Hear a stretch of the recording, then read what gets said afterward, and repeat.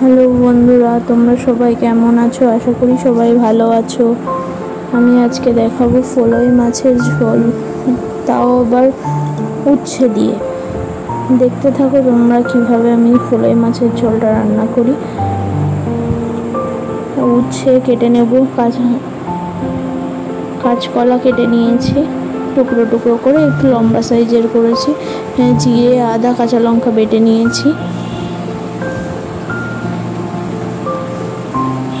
এই কাঁচকলাগুলো রয়েছে, উচ্ছে, এর মধ্যে একটু আলু দেবো, আলু কেটে নেব।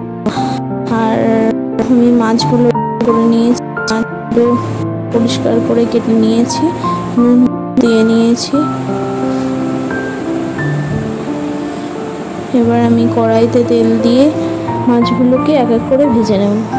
হালকা করে ভাজবো যাতে মাছগুলো ভাজা ভালো হয়, এবং জ্যান্ত মাছ তো কম করে ভাজলে ভালো লাগবে ঝোলটা।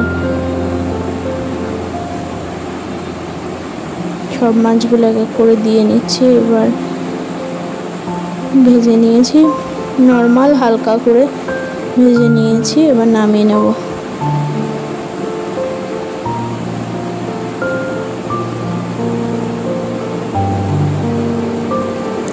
উচ্ছেগুলো আমি তেলে দিয়ে দিয়েছি, এবার ভেজে নিচ্ছি হালকা করে, না হলে তিতো ভাবটা রয়ে যাবে। এই কাঁচকলা আর আলু ভেজে নিচ্ছি।